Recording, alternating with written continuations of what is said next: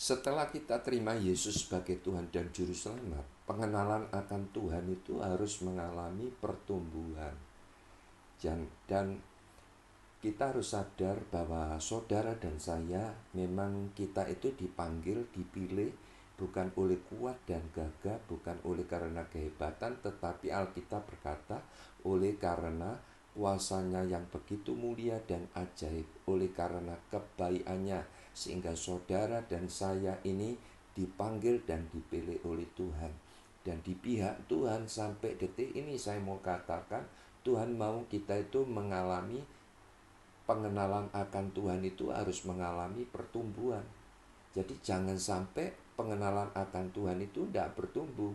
Tuhan mau supaya saudara dan saya sungguh-sungguh mengalami pertumbuhan di dalam pengenalan akan Tuhan itu secara luar biasa. Sebab apa? Tuhan berjanji kalau saudara dan saya bertumbuh di dalam pengenalan akan Tuhan, maka Alkitab berkata kuasa ilahinya akan dianugerahkan, sehingga apa? Itu akan memperlengkapi di dalam kehidupan keseharian kita maupun di dalam pelayanan kita.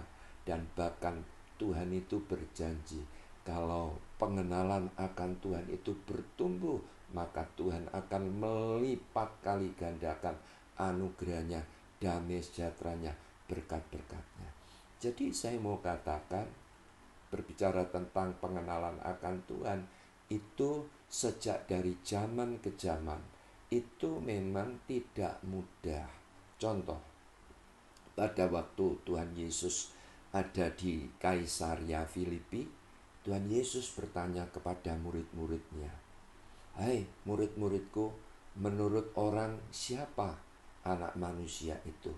Lalu murid-muridnya itu menjawab, "Menurut orang-orang mengatakan anak manusia itu adalah Yohanes Pembaptis, guru. Ada mereka itu mengatakan Elia, ya. Ada orang itu mengatakan Yeremia, dan mereka menyebutkan dengan nama nabi-nabi yang lain." Dan pada waktu Tuhan Yesus setelah bertanya, murid-murid menjawab, Tuhan Yesus bertanya kepada Simon Petrus, "Simon Petrus, menurut engkau siapa aku ini?"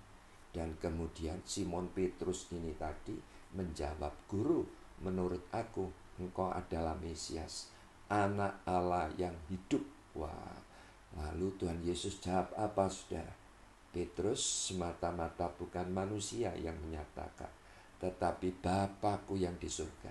Dan mulai hari ini Petrus, di atas batu karang ini aku akan mendirikan gerejaku, umatku, dan alam maut tidak dapat menguasainya. Dan kunci kerajaan surga ini akan kuberikan kepadamu. Apa yang engkau ikat di dunia akan terikat di surga. Apa yang engkau lepas di dunia ini akan terlepas di surga. Yang artinya apa? Kalau kita ini bertumbuh, Tuhan memberikan kunci kerajaan surga. Kunci itu berbicara apa? Kunci itu berbicara sesuatu untuk membuka. Ya, kunci itu alat untuk membuka. Berbicara terobosan. Nah, kunci keberhasilan Tuhan punya enggak? Kunci keharmonisan Tuhan punya enggak? Semua Tuhan itu mempunyai kunci-kuncinya. Kunci keberhasilan, kunci ya keharmonisan, Tuhan komplit. Jadi yang artinya Tuhan memang menghendaki kita bertumbuh. Nah, setelah Tuhan melihat murid-muridnya ini bertumbuh, Tuhan lalu berkata begini kepada murid-muridnya, "Tiba saatnya aku harus ke Yerusalem. Aku harus menyerahkan diriku dan aku akan dianiaya oleh ahli Taurat orang Farisi, dan aku akan mati.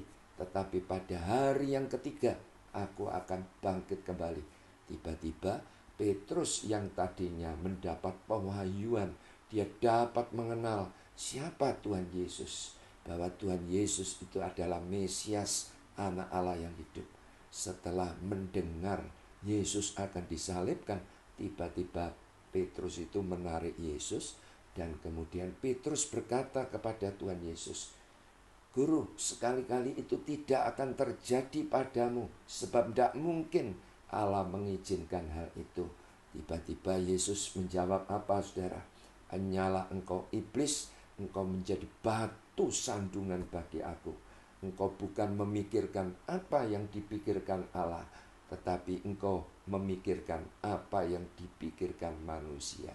Nah, jadi dari kisah ini saya dapat menyimpulkan bahwa pengenalan akan Tuhan itu memang tidak mudah. Di satu sisi Tuhan menghendaki kita terus bertumbuh di dalam pengenalan akan Tuhan, sebab Tuhan berjanji Tuhan akan melipat kali gandakan anugerahnya, Tuhan akan melipat kali gandakan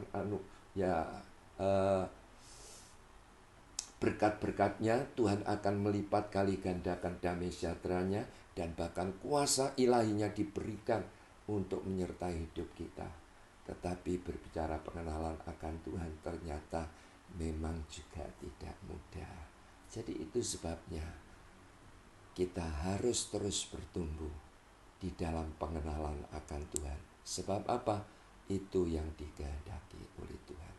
Saya berdoa saudara menangkap kebenaran firman ini. Tuhan Yesus memberkati.